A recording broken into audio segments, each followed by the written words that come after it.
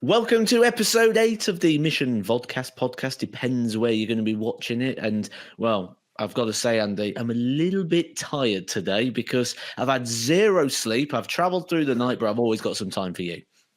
Good, man. You've probably been on the Red Bull, so I'm sure you're all right. Or other energy drinks. You'll have been on something. Good to see you, mate. Good to see you. Well, you say about being on something, but I've got something on something. I found you a little guest host. It's not just me and you. There's going to be 3 of us on the podcast today. It's never Jan Decker.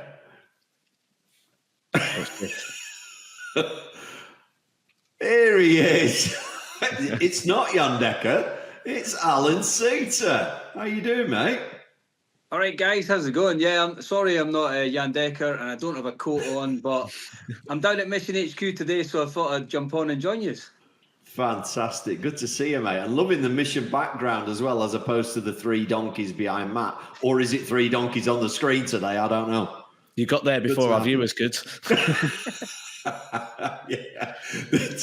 Typing in the comments below before they could even get it in. But yeah, great to see you, mate. You're looking like you got a bit of a tan there, Alan. I'm Scottish, innit? It's been nice summer in Scotland this year. Yeah, I'm under a bright white light, so I'm looking like the Scottish tan at the moment. You look like Casper. Yeah. Thanks for joining us, mate. That's a nice surprise and very welcome on the channel, isn't he, Matt? Oh, absolutely. I'm sure you've got loads of questions and topics for us to discuss through today. Always. But we should kick off with you first, really, Mr. Edgar, as I have done nothing but listen to you all weekend. Like, I can't get away from you now. I have to deal with you all week, and then I put the darts on at the weekend, and every single game seems to have your voice on it. What happened there? Do you know what? Oh, there's a point in the world, isn't there, where you think we could just do with a little bit more Edgar in it. And it's happened. That time has come. You know, I'm now on the commentary with the PDC. So I was doing the European tour this past week, and my first one in Switzerland, the first European tour in Switzerland as well. Absolutely amazing event, incredible atmosphere, record sales. But most importantly, they was actually happy with the job I did, which means I've done it again. I've looked at the calendar to see what next year is, 2025.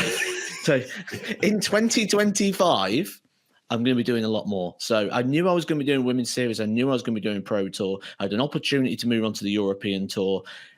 By the sounds of the feedback I've got from everybody who makes these decisions, they was impressed with what I did. So I'm going to be getting more opportunities on the Euro Tour. So you're going to hear from me a lot more, Andy. The only time you're not going to be hearing from me soon is in your sleep. So maybe you're going to have to put some headphones on and listen to you this do podcast. Appear in some of my nightmares, mate. Don't worry about that. But no, that's good news for you, mate. Well done. You must be doing a good job. And who knows, you might be commenting on Mr. Soutar then. I should expect so very, very soon. Yeah. So let's bring him in, Alan, and give us an update. What's been going on, mate? Where are you up to? I'll get it in first. You know, I'll build the audience up, but we do know now you haven't made the Grand Prix. So obviously we were all hoping you were going to do that. You were creeping up that leaderboard for the last few months, and we were crossing our fingers that a big run was going to come, but you've not made it, but it still feels like a good season. So tell us what's been going on. Yeah, obviously not making the Grand Prix, for me, it's not even a target. So just at my level of darts and everyone knows I have a job away from darts as well. I don't pick the Grand Prix or the match play as targets. So not qualifying, it's not a big deal. It would have been a bonus, and I got quite close. But in the end, it just sort of stretched. And not being in the last couple of Euros, especially the one just passed at the weekend there in Switzerland, you basically had no chance of getting there. So I'm not disappointed by that at all. My goals at the start of the season are always to make the Players and the Worlds, and that's the 2 that you need to qualify for. UK Open, you obviously get in with your tour card. So the 2 at the back end of the year, great. I'm in both of them. I'm guaranteed both of them. So that's where my focus lies. But obviously today, I'm in Bolton doing a bit of filming at Darts Corner for Mission and for DC. And then off to Wigan later on, get ready for the Pro Tours this week. 3 more Pro Tours coming up. And I thought Interesting. then I've you were got to jump in here, Andy. I've got to jump in. This is a really interesting point for me. Certainly as someone who's played the tour for a lot of years. Now, you have your goals at the start of the year. Absolutely. You've set those out. But do you start to believe, does it change when you go at the start of the year? You was probably thinking, I need to keep my tour card because there was a genuine possibility that you could have dropped off the tour if you didn't have a good season. Yeah. Then you go win a Pro Tour. You've got to start dreaming, surely, at that point. And surely at that point, those short-term goals, do they change at that point and you start to buy into maybe I could make the Grand Prix? Yeah, of course. And that's a big chunk of money when you win a Pro Tour. You know, to put 15 grand on your rankings, you then close the gap very quickly on all the other players that are not doing much around you. And you do think, I'm only 2 places. I was actually 2 places outside at that point after winning Pro Tour 11. So, yeah, you do. And it's kind of a bit of a hit and a miss. You kind of think, oh, and then reality strikes the next day when you get beat first round on the Pro Tour. So you've kind of got to take it. I don't take it too seriously, and I don't look at the rankings and over a lot. But to touch on what you said at the start, this whole year for me was keeping my tour card. And I've listened to your own channel and the Mission channel this year about people in danger of losing their cards, people that wants to watch and all that kind of thing. And I was one of the ones that was in danger of losing my card. So when you think about the Grand Prix in that context, it's not a big deal for me. But to keep my card, that's what it was all about. And the box is ticked for that already. So let's move on. And yeah, let's just worry about the end of the year. I'm not bothered about the Grand Prix at all. I know. Oh, well, let's just talk about that Players' Championship 11 very quickly.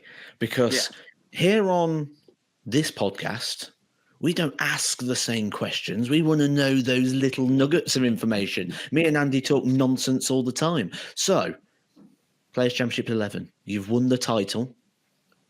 What did that evening look like? Because I can imagine a celebration with Alan Soutar is a good night out. Well, do you know what's funny? Actually, I'll go back a little step from that. So, in a weird way, you know, the Pro Tour, you know yourself from being on the floor, so does Andy. It's very busy at the start of the day, and then it gets quieter and quieter and quieter as guys get put out, and then they leave the venue. So when I won the Pro Tour... I never made it later in the day, Alan. I'm not sure. It was always busy when I was Sorry. Yeah, so just the feeling of winning it was amazing, and then 2 seconds later, you're like, I'm the only person in this hall. And I came round the corner. Madars Razma, Mission teammate, stayed, because he was in the semi-final anyway, so he stayed to watch. And... yeah, it was in Hildesheim as well, so we weren't even in the UK. So Germany might have lost a few litres of lager that evening. Let's just say that. It was pretty messy. Well, that might be why you lost the first round the next day. Maybe I wasn't feeling tip-top, but, you know, I just listened to you guys earlier on, the podcast from last week, and that's exactly what you talk about. People maybe going to the extreme, not taking it serious enough, drinking, eating badly, and all that stuff. So I hold my hand up to that 100%. That evening, winning a Pro Tour, your very first PDC title. We maybe. I was just going to say that. I think your very first maybe one. got a bit excited. You're very entitled to do that, Alan. And my kind of rant last week was aimed more at the sort of top 16, top 32 players, where they've already won multiple tournaments. It's not really appropriate for them to be going out. And I think Matt mentioned it. Most of the time, you'll get to there on a Friday and they're off out into town. And I'm like, hang on a minute. It's your job tomorrow morning at 9 o'clock. What are you doing going out? Go out on the Sunday when it's all over with. Yeah, so to touch on that point, for me, I still don't treat being on the Pro Tour as my job. I treat it as a secondary thing. So to enjoy it a little bit more, enjoy it while I can. You know, it might only last another year if I keep my card next year. So I'm trying to enjoy every moment of it, whereas the guys that do it for a job and the longevity they need to have in the game, especially the younger guys, they need to look after themselves a little bit. But for me, being an older guy, 46, my time's already been. So I'm just going to enjoy every minute I get on this crazy circuit. How old were you, Alan, when you got your card? How old were you? 42. Pretty Same age as me. There you go, you see. Life in the old dog yet. Went different ways, though, didn't it, Andy? It went different ways. But I feel like we're wasting so many great nuggets of information here because I think we need to emphasise a few points. Alan mentioned there what it's like for the winner. Everyone sees the winner as the big grandeur moment, the trophy lift, the fireworks, all these things. Being the winner or being the main event of any show is the loneliest place to be, because everyone's already buggered off. You win the final, everyone's gone. If you win the final, so like, for example, a European tour, you win that final European tour. As soon as you've walked out the bit where the crowd are, and half the crowd have gone during the presentation anyway, you get backstage and everyone's packing down, the room's empty, and even the stage crew are packing down the stage around you. It is the most empty, loneliest place to be. And, maybe, Andy, one day you'll be able to shed some light on that. Yeah, no, that's why I was always happy to go out early. Then I've got somebody to go and have dinner with, It was like, but the point that I want to touch upon there with Alan is him saying, as you know, guys, this isn't my job, and fair play of him to say that, because I know he's a fireman amongst other things that he does. How many people are listening to this podcast now going, "Oh my God, I wish I was as good as Alan's second job"? Do you know? Because Alan is a seriously good darts player. You do not win the Pro Tour, Matt. You've been there longer than I was. You do not win a Pro Tour without being an exceptional dart player.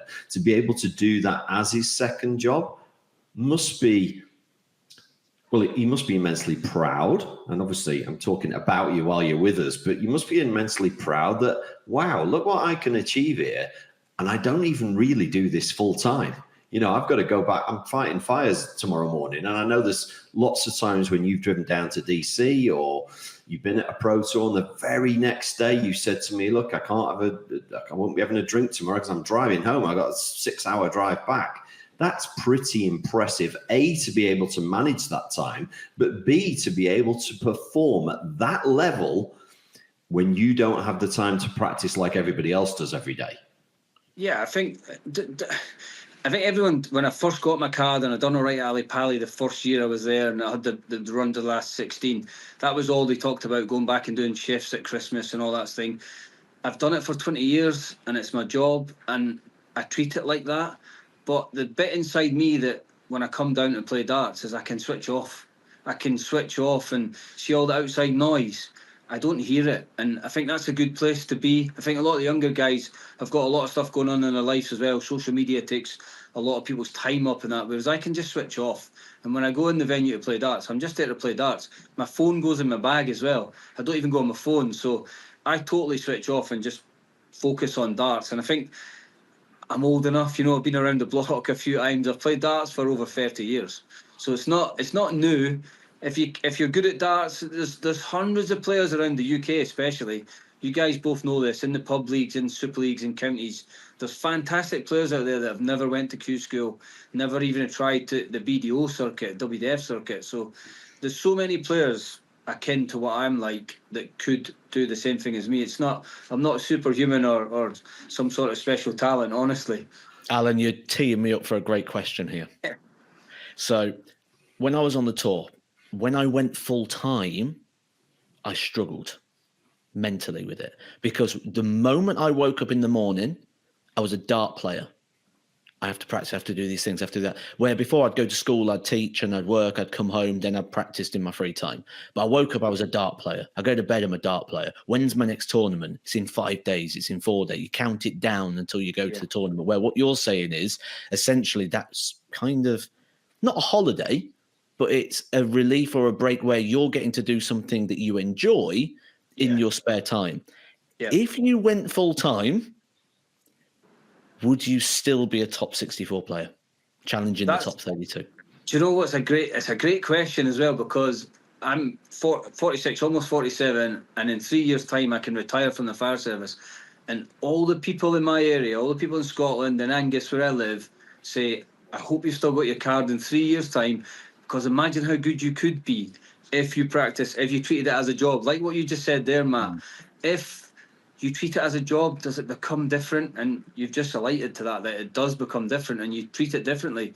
So we're going to have to wait and see. I need to keep holding my card till I retire. But I don't know. I think you need to get a balance of practice. And like you say, practicing for 8 hours a day isn't for everybody. Practicing when you're tired, I don't practice after a day shift if I'm tired at night. It's pointless practice because you're already tired and you're not putting in any good effort. You're not properly focused on what you're doing. So I don't think I'd even stand for 8 hours a day and practice on a dartboard. That's not for me. I think I'd be doing other stuff. I'd be out walking the dogs or out on the bike or go and play golf, and then I'd maybe practice for a couple of hours. So it'll be interesting. If I've still got my card in 3 years' time, then we can come back on the Mission YouTube channel when it's really, really, really popular then, with thousands of subscribers, hundreds of thousands, and then see Harsh where we Andy are would in still 3 be years. Harsh Andy, and Harsh Andy But will I still think- be there, I think, yeah. He might I be a think bit it's- less Casper the Ghost by then, but, you know. Thanks very much. Yeah, no, well, I'll have moved house by then, so I'll be in a proper room with a green screen and everything, Alan. But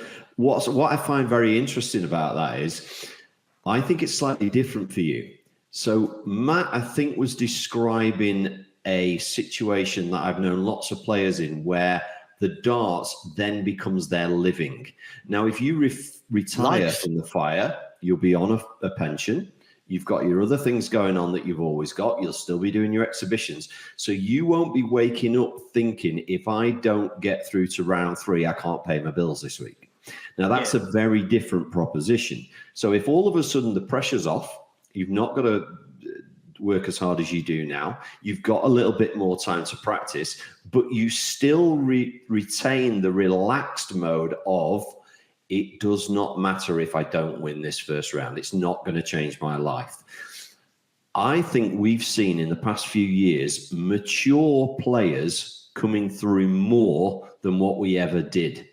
You know, with the likes of Peter Wright, Gary Anderson coming towards the end of his career, played some phenomenal darts. You know, these people are financially secure now, and does that take the pressure off?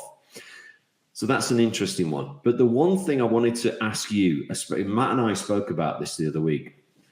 I was always a player, and I still don't know to this day how I trained myself to be this, that would never hear anything other than the board that I was on. I literally don't hear anything. Matt is a player that does hear things. So things can put you off, Matt, can't they? Or, you know, if something's going on. I'm heavily distracted. Yeah, I was being kind then. You're very easily distracted. With you having been a fireman, Alan, and must be used to extreme noise and things going on all the time, are you one of these that focuses, or do you hear things? I think it affects everybody differently, regardless of your background in my job. You know, the biggest thing for me is it depends how you're playing. If you're playing well, you don't hear as much of the things that are going on in the background. If you're getting beat and you're maybe 2-0, 3-0 down and you're struggling, then you hear little noises that start affecting you. And you should be able to switch off from it. And thankfully I can most of the time. But to give an example of that, Milton Keynes is a prime example of little things that can put people off. There's no carpet on the floor in Milton Keynes. So when people move their chairs, it makes a screechy noise, just a small. And the amount of times that you see people maybe using that as an excuse when they lose a game. But so it sounds like you're totally on the fence here, Alan. You're not willing to go left or right here. If you play well, you don't notice them. If you're playing bad, you do notice them. That's the way I look at it. And once you've noticed it, you can't stop noticing it.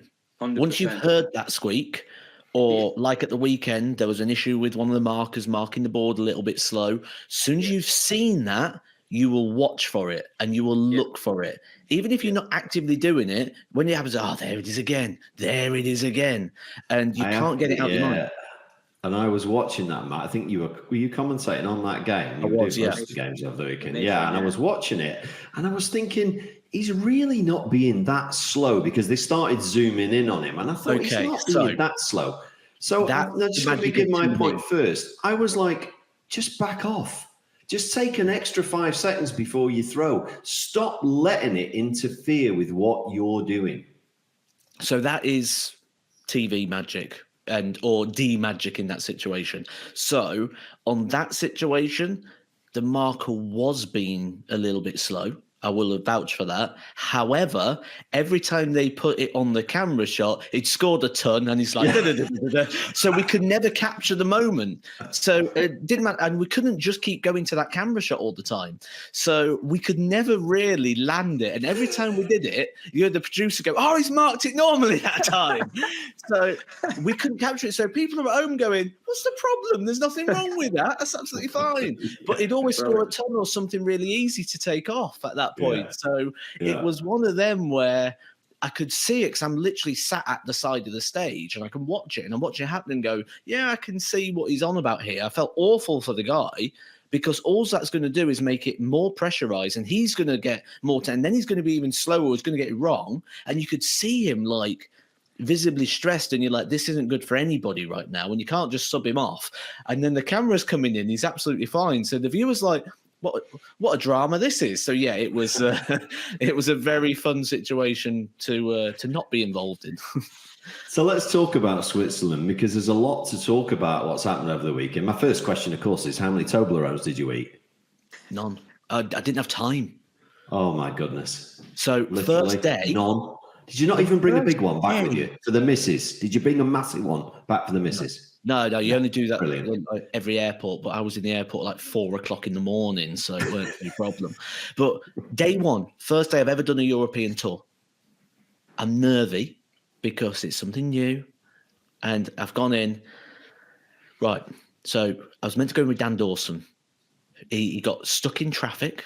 He was coming down on the coach. The coach got stuck, so he missed a flight, so they booked him to the later flight. There was really bad weather in the UK, so his flight got cancelled. So, okay, don't worry, I'll get there in the morning. Got there in the morning, flight's fully booked. Even though he's got a ticket, overbooked the flight, can't get on the plane. You've got to come in the evening. He got there at 12:20 after the first day's play. So on day one, where I was meant to do like 6 games, I ended up doing all 16 matches. So with no break.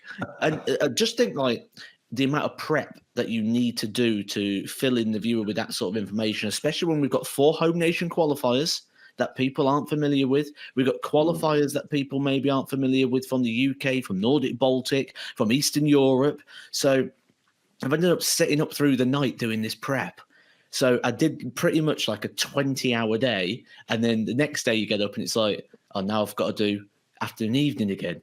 Then the next day, we started earlier today. Oh, thanks for that. Brilliant. I think it was a test by the PDC to go, we'll push him today and see what his limits are. Dan Dawson was probably sat like in a VIP room somewhere, like, yeah, well, in the back room. I'm here if you need me. Yeah, I'm here if you need me. Eating Toblerone. Yeah. Eating was so random, right? So on day one, I've gone down for breakfast. And when I'm away, I like to just push the boundaries a little bit more than I do when I'm at home, because it makes me enjoy the trip a little bit more in my eating.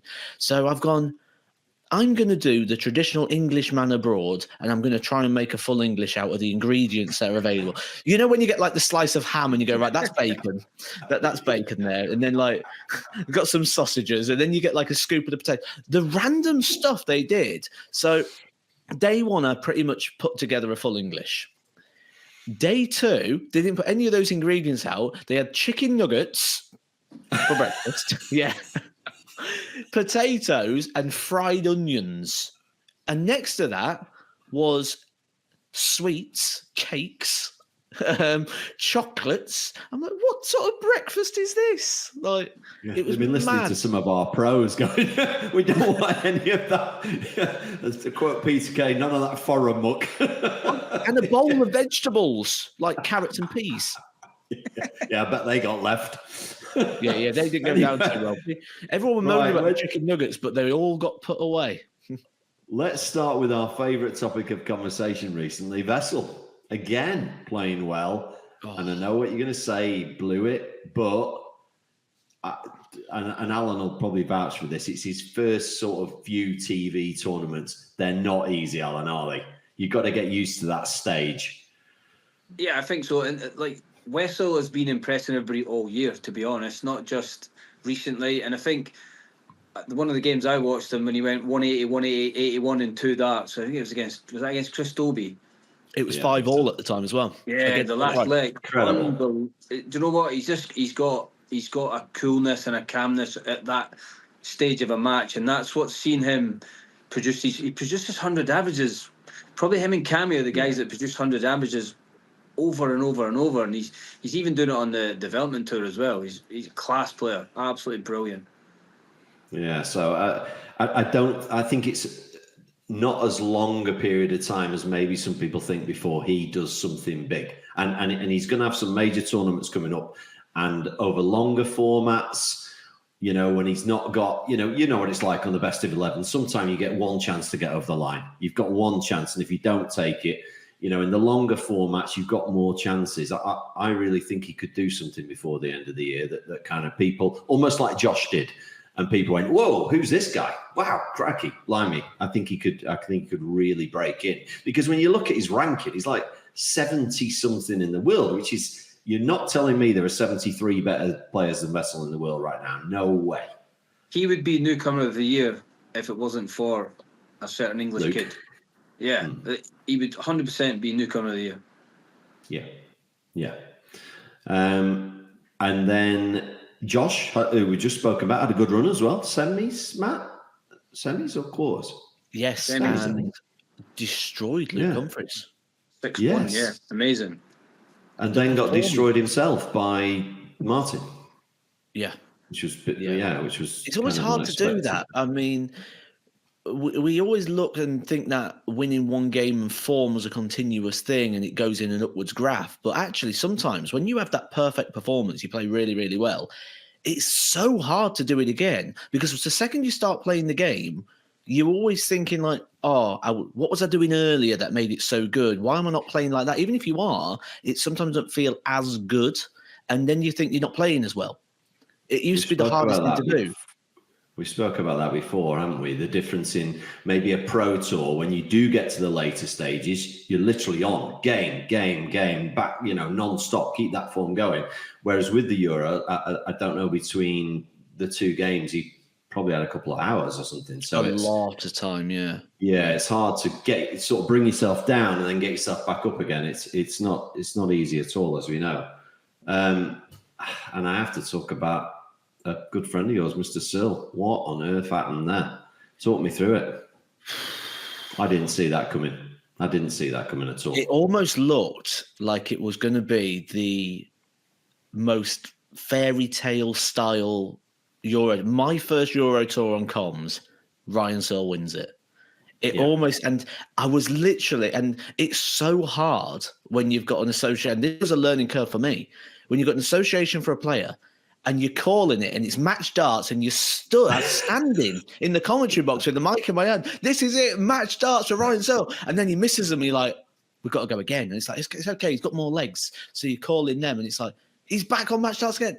Misses them, and you're like, wow. Last leg, he completely capitulated. He was gone. Yeah, he did. He was gone last leg.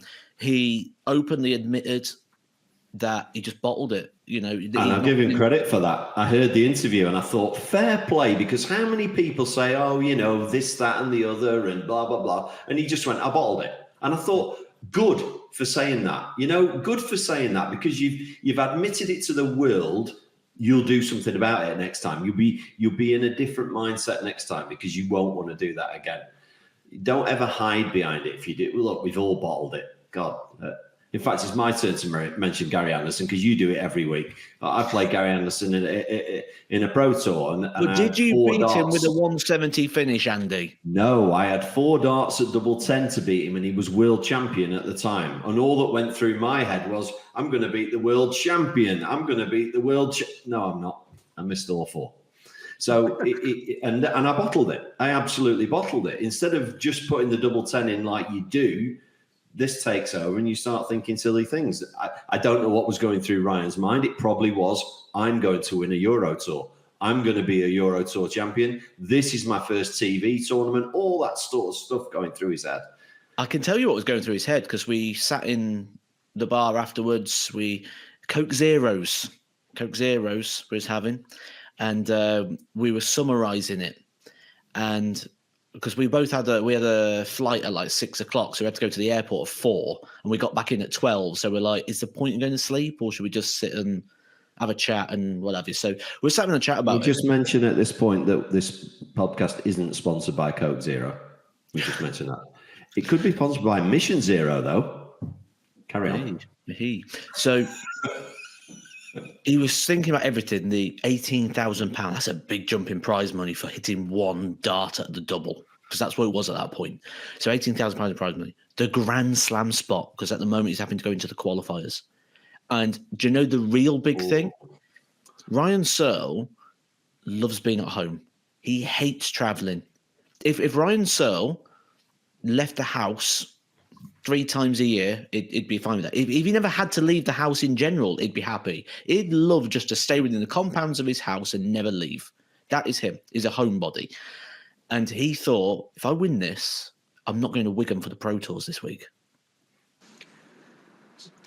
Can you send him a message? Can you send him a message and ask him to stay at home? Because I'm 33rd. I'm 33rd seat. Right, okay. You can see this. So it's effective now. It's the perfect link right there, isn't it? He wouldn't have gone to the Pro Tours had he hit that double. He was going home. He nearly was what going we're home. saying is, had he hit the double, Alan would be in a much better mood than what he is. I'd have been jumping about in the house. Come on, Ryan. Yeah. Oh, God. No, I was going to ask you, Alan, what did you have thoughts going through your mind on the double to win your first Pro Tour? Or was it blanked out for you? I think I was all right because do you know what? My last leg was, I couldn't have timed it any better. I went back-to-back 180s and I could see Darrell's body language as he was throwing. I kind of keep an eye on people's body language and I could see he felt he was beat. So I kind of cleaned it up pretty quick, bang, bang, and it was done. And yeah, I didn't get the chance. I probably didn't have the time to think about it. But I knew Darrell was, you can tell sometimes, you know, he was beat. So it was, I didn't get that effect. But yeah, so you'd not had a match time and time previous before. leg.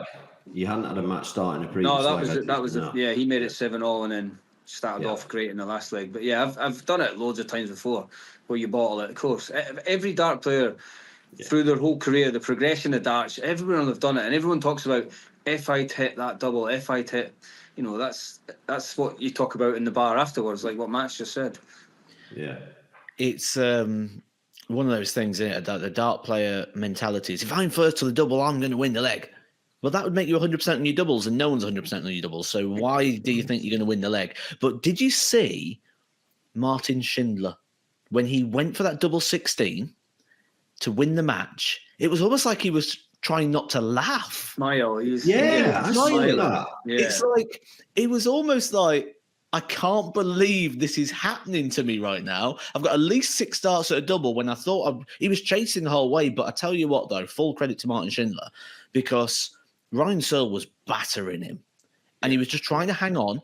And Searle could have been 6-7-0 up. And then he takes out a 1-4-2. He takes out an 80 when he's blocked it and he's had to move around. Yeah. He takes out an 82 and those sort of combinations. One dart in hand, 100, treble 20 tops, clean. Yeah.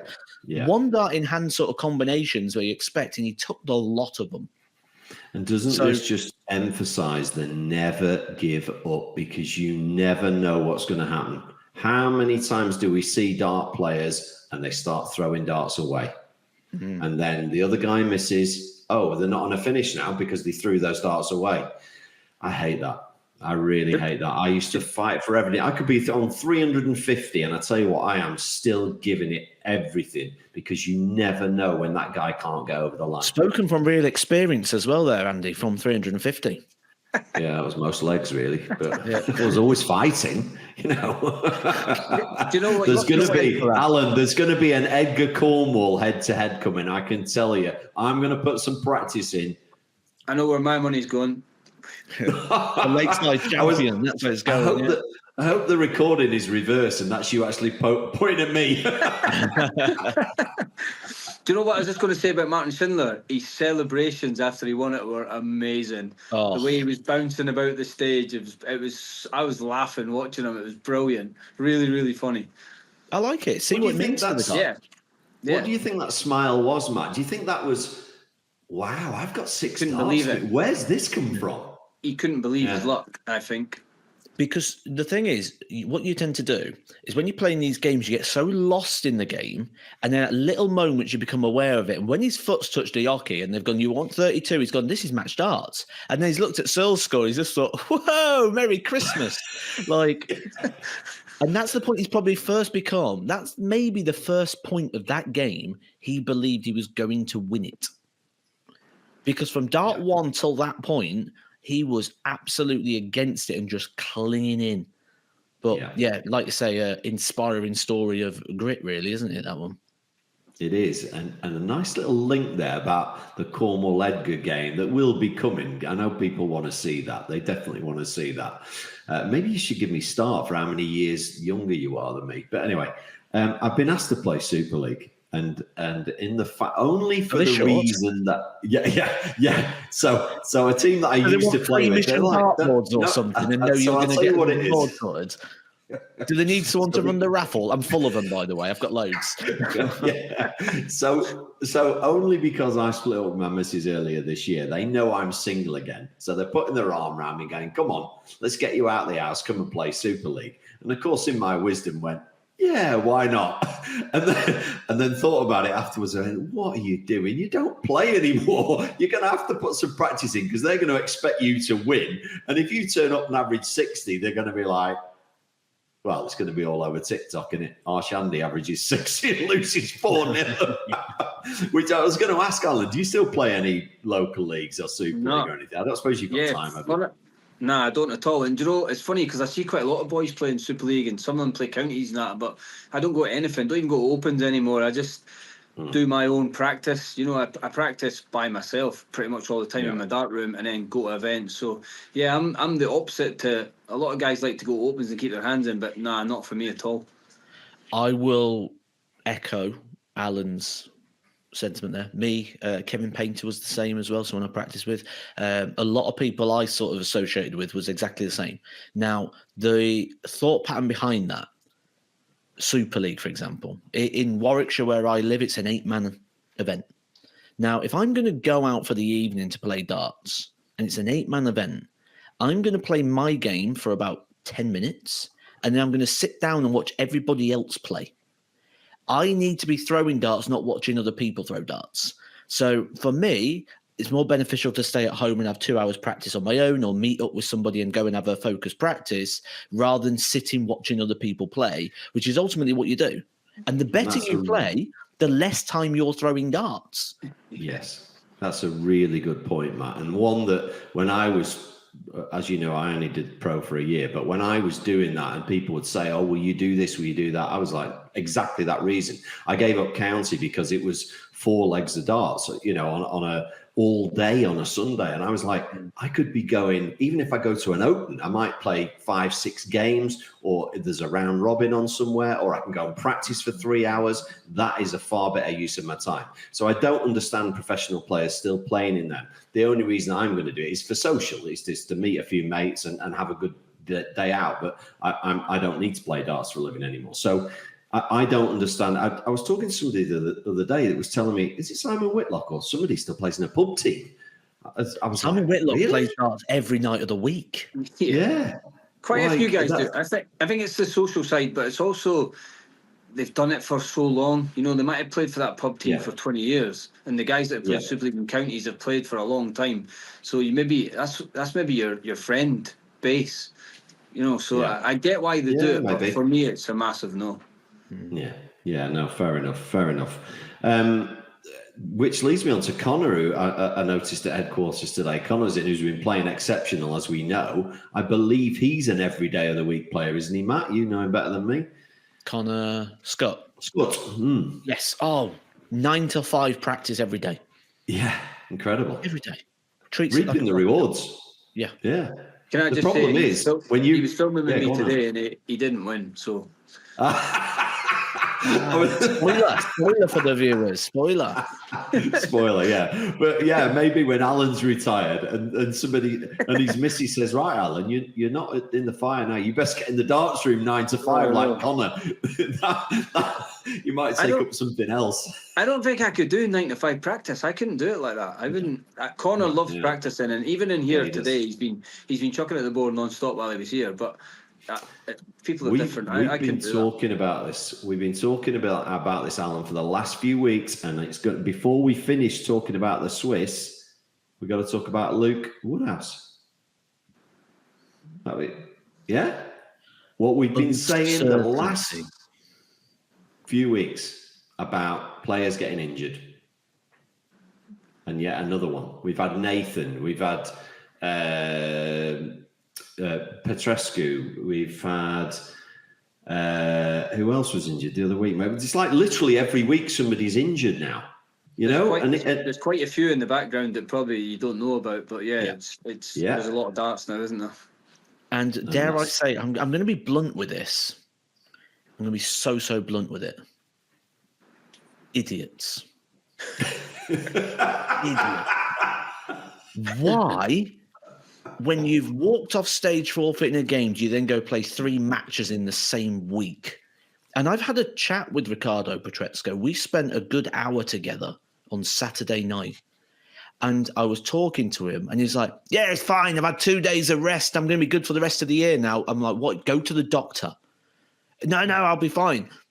Are you medically trained now, are you? Do you know what's wrong? I'm like, what's wrong with you? Where's it hurt? And you're showing me where it hurts. I'm like, it sounds like you got carpal tunnel syndrome. That never goes away. You need proper surgery. No, I'm going to wait till January because I want to make the top 32. I'm like, that's short. You're going to ruin your long-term future for short-term gain. And we had a really, really good chat. So hopefully, because I was very blunt with him. Because this is what ultimately finished, because I didn't listen. And it killed me off way quicker than it should have.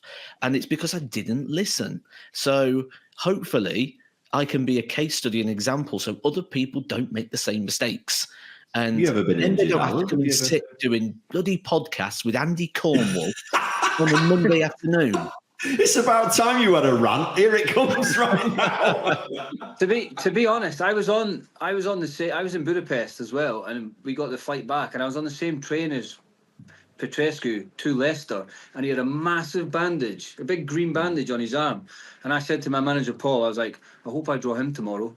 Like, being dead honest about it, I was like, I hope I draw him, because there's no way he's going to perform to the best of his ability. And look what happened the 2 days he was there. I think he had a 68 average maybe one of the days. But yeah, I was speaking to Matt before we came on about, I'm the same. I've obviously got a job that is RSI as well, from pulling ladders all the time, or the jobs that you do a lot are repetitive. So I do have a thing on my muscle on my arm, but I get deep tissue massages, and I can try to look after myself, stretch it out. But I said to Matt before, I'm 46. I'm in this maybe for the short term, not the long term. Pikachu is a young lad. He maybe needs to take the time out. I'm not one to tell him, but like Matt's been blunt about it. Take some time out now, and then he's got longevity there if he wants it. But he might knacker himself totally if he keeps going just to be in the top 32 or to be in the Players' Championships. It does seem a bit crazy. Matt said every week, realise there's a problem and do something about it. Don't just think, I'll do something at a later date. I think Dirk van Dijvenbode did the same thing last year, carried on playing for too long. And we've talked about, Alan, people will play through it or turn up to get the ranking points in majors. Could something be done about that? Could the PDC say, we recognise you're injured, don't come and play, but you will still get the ranking points. We're gonna replace you, because that's what they do now. We're going to replace, because Michael pulled out, didn't he, the other day? We're going to replace you, but you are still going to get the ranking points, or the equivalent, points. I think from a player's point of view, someone that's on the circuit now and not a high ranking player, I think the PDC system is a big, fast-moving train, and if you're not on it, you're left behind. And I think a lot of players maybe feel that way. If you're not at the events, you're left behind. And if you're fighting for a tour card, if you're in the 40 to 60 numbers, I think that's the why decision that you play think. hurt. Yeah, I've got to play did the hurt, same. otherwise I'm going to lose my card. Yeah, I was the same. Yeah, I get wouldn't that. I dare totally take get a it, because I feel that way where I am in the rankings. I'm 41 in the rankings. Granted, I'm probably safe this year, but if I was injured this year and I was fighting to keep my tour card, I think you need to go every Pro Tour, at least the Pro Tours. But if you qualify for a European Tour and withdraw because you cannot physically throw your dart, I wouldn't have went to Leicester for those 2 Pro Tours. But yeah. I've just got to pause our chat for a second here, Andy. You'll know this better than me. I've just looked at the time. Is Alan going to get locked in DC if he doesn't go soon? Yeah, they're here. Right, okay.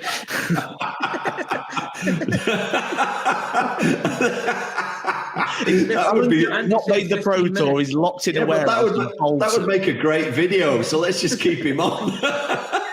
Do a live stream, an evening with Alan Soutar. I can get out of here easy. Yeah. No, if you've got to go, Alan, we'll absolutely. Yeah, the guys are here, so yeah, probably. Yeah, we'll let you go and we'll get you on at a later date, because there's a lot more questions. I'm available to help out anytime. I love being part of these things, and if it comes across great, then even better. So happy days. Fantastic! What a proper mission ambassador you are. A pleasure to have you on. Do you need to do anything after you unpause it or anything? Do you want? No, he's just going to cut you straight off now, and you're gone. This is a great thing, because like when you've got the buttons in one press, someone's annoying. You can just get rid of them. Like it's great for Andy. I'm just worried he's going to push my button and I'm going to be gone. Just do it 1 week. Just say you've had enough of harsh Andy and go bang, and then bring him back on. It'd be funny. Yes. That's, all the best, Alan. Yeah, good to see you. No worries. Good. There we go. And he's got great to have Alan. So Alan's going to go make sure he's not locked in a warehouse. And what we can do is I want to discuss very quickly 41 on Rate My Hockey, Andy. For a venue, the Shepwells, that when we walked in, you went, we found the winner. Yeah. Before we even seen anything. And then when we started scoring it, it's like... I think it was 46 in the end. I think it's 46, but it doesn't matter. It was in the 40s. Yes. Do you know what? Somebody put in the comments, looks like a VIP club that darts was a second thought, or something like that. That's what you said at the time. Yeah, again, sounds a bit harsh, but that was kind of my overall feeling, was that somebody had created an amazing venue, no question about it, but perhaps darts wasn't their passion. They thought, we need to put darts in, we need to put pool in, we'll stick them in a back room, and here you go, mate, here's a few, but can you go and put these up for me, and we'll start darts next week. That's what it felt like. Now, look, I might be being even harsher than normal, but that doesn't mean I didn't like the place. The place was amazing. And I'd love to go for a night out there. In another world, I've been to Flight Club. Now, as a darts player, that's not the sort of place you want to go. You can't take your own darts, for starters. But I had a good time, because it's the venue and it's the night out and your mates are there and it's fun, but you're not taking it. Yeah, the ambiance, your favourite word. So you're not taking it serious. And I think if you go to Shepwells, not as a serious darts venue, you can have a great time. You can have a fantastic time in there. But as I did say, with a makeover, with an hockey makeover, how good could it be? It could be phenomenal. Just to describe to the viewers of the podcast, or the listeners of the podcast, hockey makeover, what does that mean? Now, actually, I think someone in the comments section touched on it. We like to read the comments. We read your comments and your feedback on every single video. Yeah, I'm going to get to them in a minute. Yeah, we love those. And someone put in the comments of that video, imagine if you guys went back and put all this right. That's what Hockey Makeover means. That is a series that is coming in the future, where we want to find venues where things are wrong that you think we can go in and improve. When Gordon Ramsay goes into a place and he goes in and he swears at everybody, and then he sorts it out, and then they leave and they go, wow, what a great venue. We want to be the Gordon Ramsays of darts, where we find those sort of venues where there's little bits wrong, we can go in and fix it. Or if you know a venue where you play in your local leagues or things, and you think, do you know what? That board's wrong. They put it in the wrong place. The board's mashed. The chalkboard's terrible. The hockey's bad. The table alignment's wrong. We want to come in and work with those venues because I'm fully aware that at the moment, darts as a pub grassroots activity is almost unsustainable in its current format, where you go into a venue, there's a board that's decent.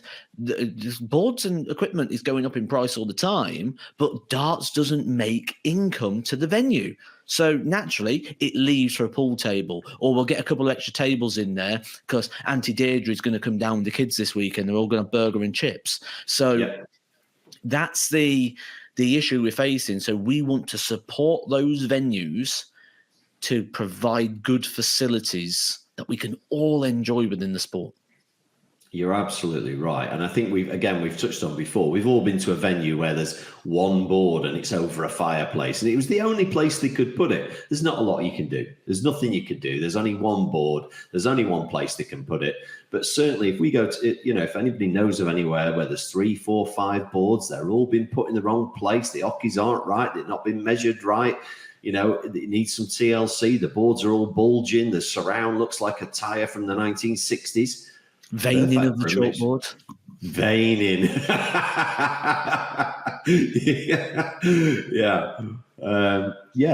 That'd be perfect for us. But while you're talking about comments, Matt, it's your favourite part because I've got some crackers for you this week. Love it. People are really interacting with the videos, and don't forget, good comments that are put on there. We will read out. We really will. So first one is coming from, and this is we always do a top 5 every week. Somebody's actually suggested a top 5. So here we go. So this is Christian Brew Bear. Hi guys, as always, great podcast and webisode. Oh, I think that's another name for podcast, isn't it? But a top 5 for you. Name the top 5 non-UK players of all time. And then he's put, personally, I think 3 of them picked themselves. John Park, Barneveld and Van Gerwen. Yeah. But the final 2 slots are seriously contestable. No, I'm not going to say who he then goes on to say. I've picked my 2. Who are your 2 players, non-UK, best of all time? What's the criteria? I'm going to pose to you, what's the criteria? Because are we talking the best performers or the best achievers? Because if we're talking best performers, John Park's a 3-time world champion, but is he the best performer? When you look at his stats, he achieved. He's a 3-time world champion in an era when Phil was playing. That absolutely puts him in mind. Is incredible. But I think you can look at it whichever way you want. For example, you can look at potentially modern day players that haven't achieved that much yet, but you feel will be in the top 5 of all time. Or you can go into history. I've kind of done a bit of both. You can go into history and think, that guy, he was non-UK, but what a player he was. If you want, I'll give you one, and then while you're having a think. So my pick for number 4, which might be controversial, and please do get in the comments below, guys, if you think of anybody we've not mentioned. But I put Simon Whitlock. He was the first name that came to my mind. Okay, and in brackets, I've actually put Damon Heta, but not yet. So in my eyes, Damon could turn out to be, looking at where he is already, could end up being a better player than Simon, and he's probably got averages to match Simon, but he's not there yet. Whereas Simon, has been a good player for a long, long time. Are you comfy there? You all right? Those of you that are listening to us. Those are listening to us and aren't actually watching us. Matt is now sort of laid down on the sofa. So if at any point you just hear me, he has gone asleep. Oh, I've not slept. I've had about an hour's sleep in 30 or so hours, traveled through the night. So You're only a youngster. You can do it. And that's also one to say about the microphone. Like Matt's holding his mic. It's like, oh, that's coming up. We'll mention that in a minute. So give me your 2 players, or give me 1 player. Do you know what? Simon Whitlock, I agree. The fact that he was the first player that came to my mind, and he's on your list as well, must mean there's a reason for that. Yeah. Yeah. So let's go with. Do you know what? That's what I mean about the criteria, because the criteria is so different. I'm going to put a curveball in here. Okay. And I'm going to look at longevity. One thing we don't talk about enough in darts is people that got longevity, that are qualifying for the big events year after year after year, over decades. And there's one guy with longevity that gets so much respect now for that exact reason, that he keeps coming back and he keeps doing well. He's possibly going to be playing at Lakeside this year. So another year where he's going to be playing the World Championship. Paul Lim.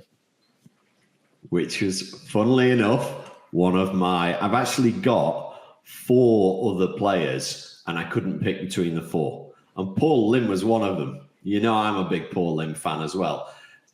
If there was an over, no, he isn't. If there was an over 70s, I think Paul's over 70 now, or he's very close. Yeah. I mean, if there's nobody to beat him, there can't be. There cannot be anybody to touch him. But I'll give you my other 3 that were on. Like I said, I couldn't pick my 5th one. I had Kim Huybrechts. I had Dimitri. I was going down the Belgium route. But again, I didn't feel like it was late enough in the career for him. And I had Mensa. Good shout. Good shout. Yeah. And the only other one that I've always rated him, and I don't think he's done yet. I've seen in the last 2 years when he's been at his best, averaging 100 on TV and getting beat.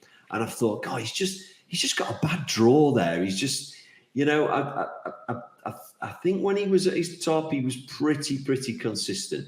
Again, the only other one I didn't put on that popped in my head was Jose de Sousa. But of course, he only had 2 good years. Oh, yeah. I mean, they were COVID. Yeah, but it was the same for everybody. He had 2 years where he looked pretty It was the same for good. Everyone, but everyone reacts different to different situations. And so I think on that, then we're going for Mensa as our 5th. Oh yeah, I wouldn't be putting Jose in that conversation. Yeah. Now, what I did, and this is why I was surprised to put Kim Huybrechts in. When you asked the question, in my mind, what I did is I went around the world on a map and I went, right, Germany, is there anyone there? Holland, is there anyone there? America, Canada, and I went round. And when I got to Belgium, I thought it's a no contest. Dimitri Vandenberg, 2-time major champion, UK Open and World Match Play, the second biggest ranked event in the world of darts, that it's not even a conversation who's the best from Belgium. So how can Kim be one of the best from the world, was my thought pattern on that one. So surely there's other countries. When you think about Belgium's not a really fully developed territory. It's becoming one. We've both been to Belgium. Oh, my word. What a place. Oh, amazing. Absolutely amazing. The guy himself who's put this comment in suggested Dimitri or Stefan Lord. Now, you're not old enough to remember Stefan Lord from Sweden, but I am. You were talking late 70s for Stefan Lord, sort of the Alan Evans era, or Larry Butler. Now, he's clearly put Larry in for his match play win. I don't think Larry did very much other than that. But what was the question again? How was it? What was it? Yeah, so it's the best 5 players of all time from outside the UK. Outside the UK, okay. I was just checking it wasn't outside because I was going to go. We could have Gerwyn Price in there. Yeah, no, it wasn't outside England. It was outside the UK. Yeah. So it's a good one to get in the comments below. Probably a good time to, before I move on, to say make sure you subscribe and you don't miss a podcast. Make sure you're in the club and you've watched every episode, because somebody has said this week, listen to your latest podcast. I'm now watching the other 6 in reverse order to catch up with what you've been talking about, which I thought was nice. So this is episode 8. Make sure you've listened to the rest. And this guy has put favorite new podcast. Love the random side stories. I think we did mention last week we might do a weekly Matt and Andy's on tour story. But we got Alan in this week for you instead as a treat. But it says, Matt, there's some very compact travel tripods that would hold a microphone that would be small enough to strap in your backpack. Then you don't have to hold it every week. Yeah. Respond. The issue I've got is with these sort of things, like I was in Portsmouth, then I was in Switzerland, then I'm in Portsmouth, then I'm moving up, then I'm Budapest. So I'm all the time over the place. Now, when you think about it, I've got 2 suitcases with me already carrying 2 suitcases. In there, I need my clothes for casual wear. I need my clothes for going to work in, collared tops or different types of clothes. I need my own darts equipment. Then I need my toiletries and all the different bits you pack. All these things run up. Then I need my laptop, my microphone, my camera, my second camera, my charger, my light, my tripod stand so I can hold a camera. So I'm traveling already with 2 suitcases. The listeners are getting the violins out, Matt, right now, feeling sorry for you. I can tell you that. Well, I'll tell you, actually, 2 suitcases and a backpack is what I'm traveling with at the moment. Yeah. So the chances, even it could be the size of a pen. The chances of me wanting to have a responsibility of putting, you know what I'm like for forgetting things. Well, the next guy, Sylvian Solomon, said, "Can someone please just get Matt a table to put his microphone on when you're at home?" Do you think we could do that? Well, if he wants to, I'll send him my address. He can send me a table. Or if he wants to, he can just send me the money for the table and I'll go find And you'll carry on holding it. Yeah. Okay. Yeah. I'll just pretend it's on my table today. Look. I'm eating a Chinese. So, yeah, it's great. Scotty C6341 has said, "Thanks for answering my question, guys." I'm not sure what that was. A few thoughts on this week's episode. Ricardo, we spoke about him playing injured. Could it be a contractual obligation to play? Yes. I thought, yeah. So I thought you'd know the answer to that. So, not from the PDC. The PDC have no contractual obligation to play. The only contractual obligation is if you don't play over a 12-month period. Okay. The contractual obligation may come down to sponsorship. Now, I know for a fact, I'm not going to name the players, but I know for a fact that there are players out there. Some of them are in the top 16. Some of them are just new tour card holders, different levels. But I can tell you this happens at all levels. There are players out there with contracts that tell you you have to appear in the 30. You're signed for 30 Pro Tours. Now, as we mentioned before, a lot of these deals are not management deals. They are gambles where someone says, I'm going to pay your expenses and your costs and this, that, the other. I'm going to give you this bit of a salary. In return, I take 40% of your prize money. Now, if you don't go to a Pro Tour, they've still put their investment in, but you aren't running them an opportunity to gain on their investment or give them a chance to win their 40%.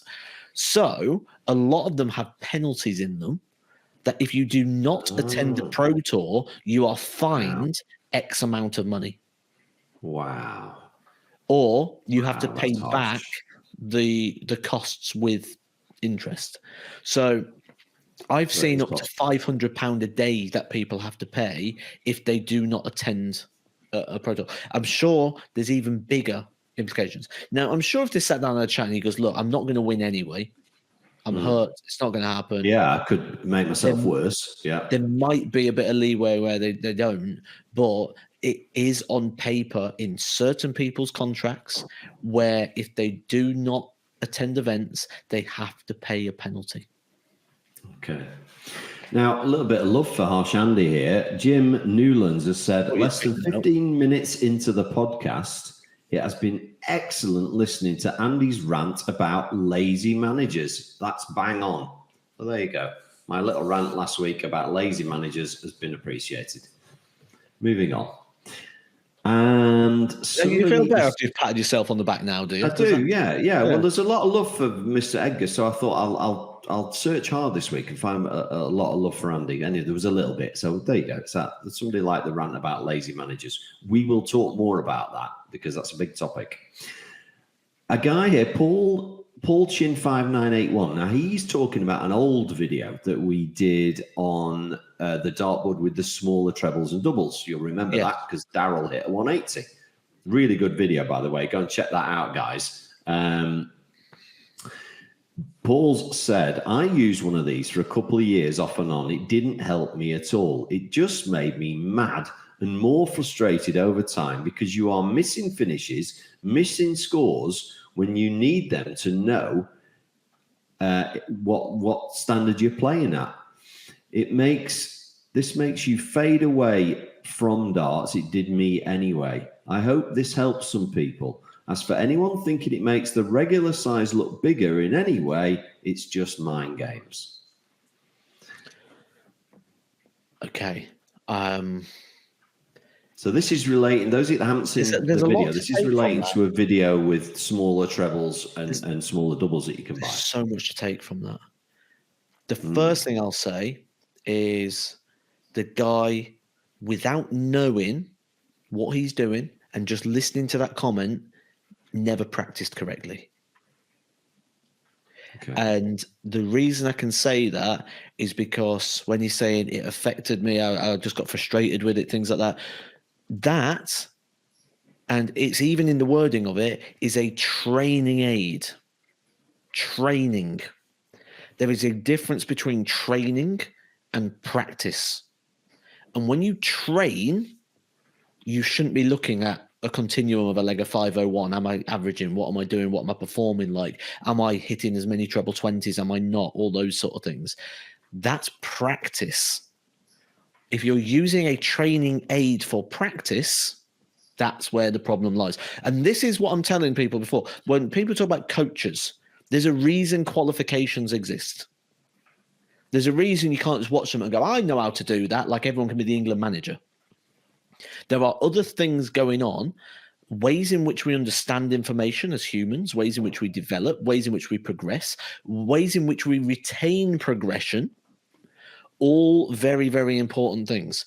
And in that sense, just from that one comment, I can tell straight away that the guy's practice routines would have been a bit all over the place. Probably gone online, looked some drills, done a bit of Bob's 27. Then he thought, right, I'll do Bob's 27 on the training board. And it's like, no, that's a practice drill on a training board. Training board. So, yeah. That's one of the most intelligent, professional things you've ever said. I totally agree with you.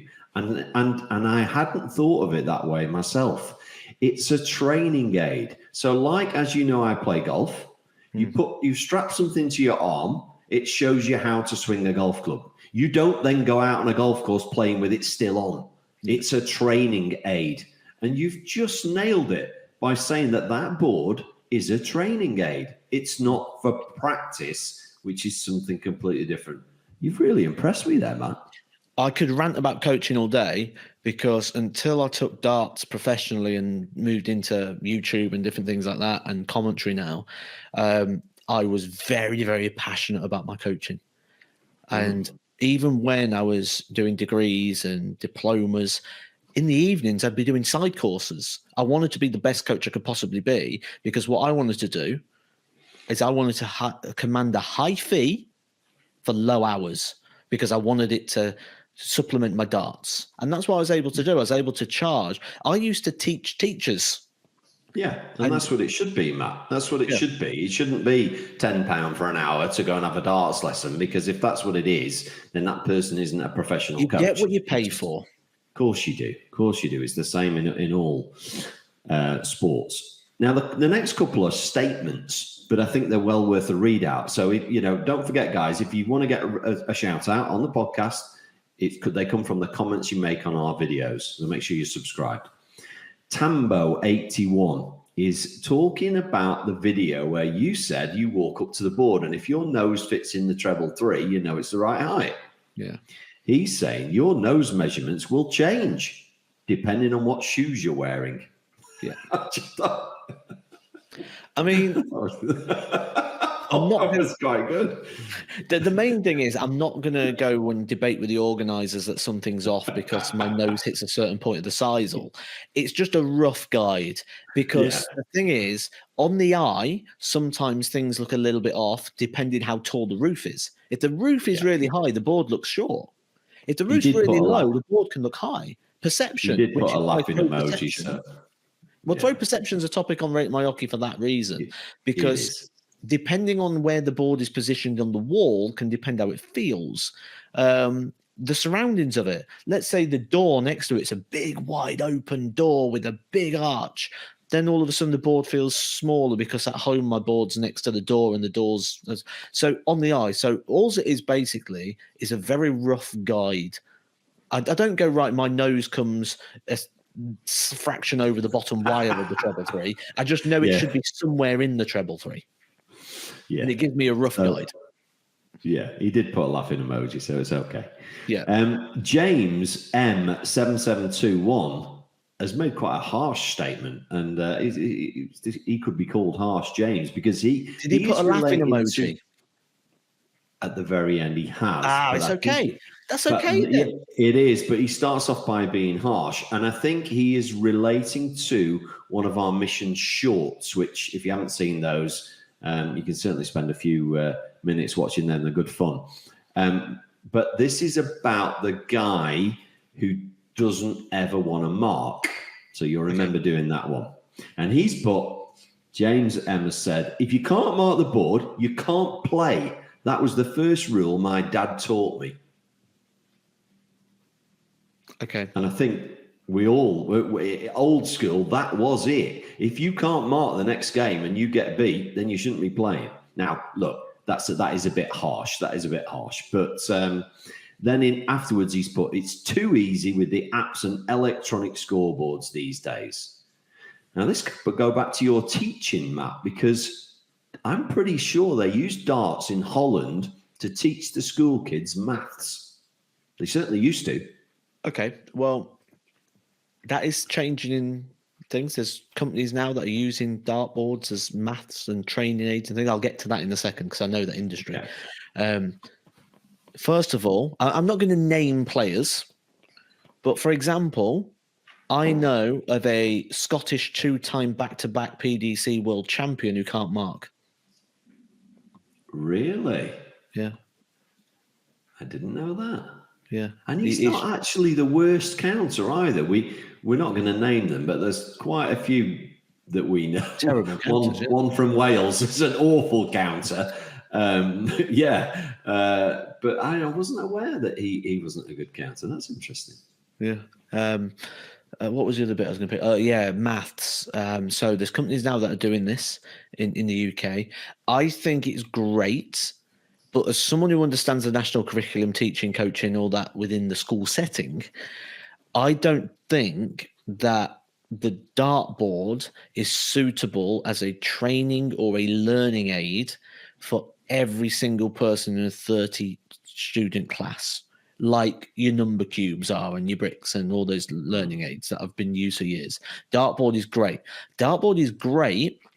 So I always used to put my students into what I called a traffic light system.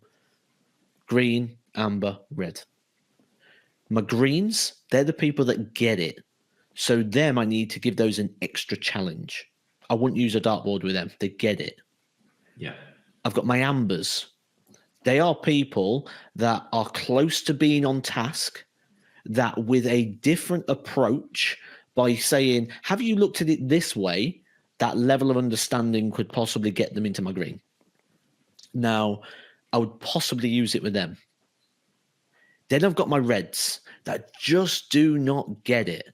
And if you don't focus on them and give them a different way of doing it, and if like most of lazy teachers, because they're all intelligent people rather than me, and they just think everyone should be this boffin in the classroom, if you can't be relatable to them, or what they do is they start throwing the glue stick at the back of someone's head, and all of a sudden they become the naughty children.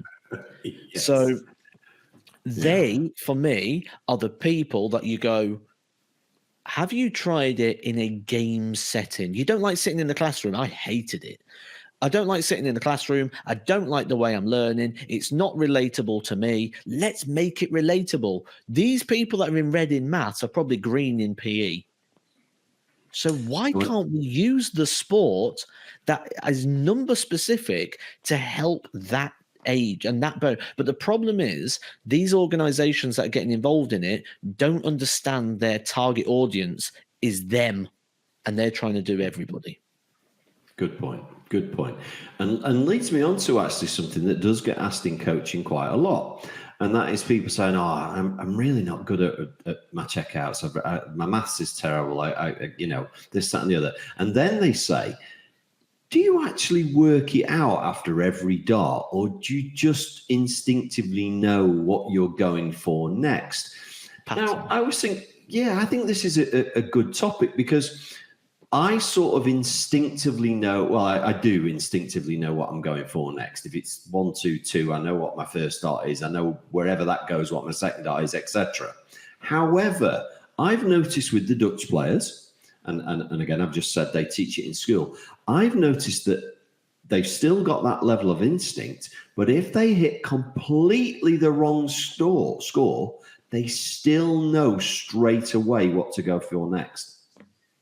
Now, that must be a bit of instinct and a bit of maths. It can't just be instinct.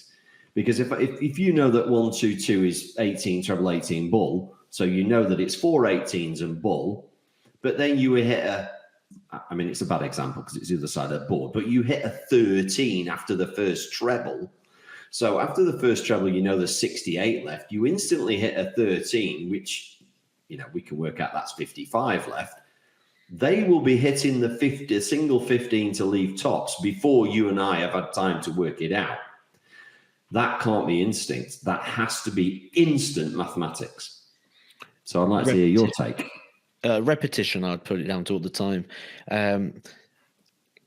I will do shots around the board, and I know what I want, and I know what I want if I miss it, but I don't know what it scores. I think the best example of this is when you have a game of cricket. So me and Kevin Painter, we like to practice, and we like to use cricket as a practice tool, a practice game, so it's not just 5-on-1 all the time. And the amount of time when we've got to add things up, we're stood there like, if that was 100 and I've take off that's 88, and then so that's because we don't do that maths. We just know the pattern of where it comes down. That's like that, that's like that, that's like that. So I think a lot of it comes down to that just repetition. So if that's the bit you're struggling on, have an isolated practice. And by an isolated practice, I mean, if you're saying from 170 down, because that's your finishers, that's where you're struggling to work out the maths, don't do the bit that's 501 to 170. Just play legs of 170. Yeah, and I agree with the repetition thing. I'm not going to name names, but a guy I used to play with from Burnley was terrible at the taking away. So he would literally stay on, if it was an even number, no matter what it was, he would stay on the 20s until it came to a number he knew was a double. Didn't matter what the score was. And then one day he was on 126, and he's starting again on the treble 20. In his head, that's 2 treble 20s and double 3, because that's the only way he knew how to do it. And I said to him, why don't you start on the 19s? 4 19s leaves the bull. And he kind of looked at me and he went, okay, yeah, all right, I'll give that a go. And then the next time I saw him, he left 126 and he started on the 19s. And he said, I've remembered that from what you said, Cornwall, last time. And over the years, every time somebody would say, you do it this way, you do it this way. Oh, right. He kind of remembered that to the point where he knew how to finish. Yeah. It wasn't that his maths had got any better. He just learned the ways to go. Yeah, absolutely. Anyway, after almost an hour and 20 minutes with you today, Mr. Edgar, it's come to the point where this last comment would be a good time to finish. Because he says, that bit. This is magic from I always wonder how people come up with these names, by the way. It's not like Andy Cornwall 25. It's magic from the 0161. I mean, that could mean anything. Anyway, he has said, I didn't know you two have only known each other about 9 months. You're like best mates. The love-hate relationship is mint. Well, you should see our WhatsApp communications as well.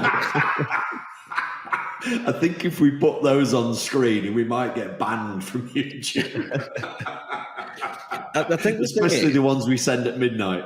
Yeah, like I think what it is we get on certainly in that way because we got together to put this channel together, and the thing that we both care so much about is the viewer's experience, and then we've both got different ideas of how to enhance that or to make that better, which means there's a lot of conflict. But ultimately, because we both have the same end goal in mind, it doesn't matter what road we get to get there, as long as we get there, which is the content we're putting on for you guys, which is going to be, I think it's going to be some of the best darts content on YouTube when we get these new videos edited and released and out there. I think this is going to be the must subscribe to channel. It's only going to get better. And while we're on this is going out on Sunday the 6th, I want to say. You're going to have 3 days left to enter the unbelievable competition. It ends on the 9th of October. Entries have got to be in. If you haven't entered yet, have a look on the Mission YouTube channel. You will see the competition to win a precision fitting and tickets and a game with Matthew Edgar on the Lakeside stage. You've got 3 days left. So find that video, get yourself entered. And I think that's a pretty good way to end this week, Matt. Absolutely. I normally say I don't know if I've do an hour, but an hour and 20. I suppose Alan Soutar broke it up a bit, didn't he, for us? So that was he did. Great to have Alan on. We'll definitely have him again. Thanks again for watching, guys. That's episode 8 done. We'll be back with you next Sunday.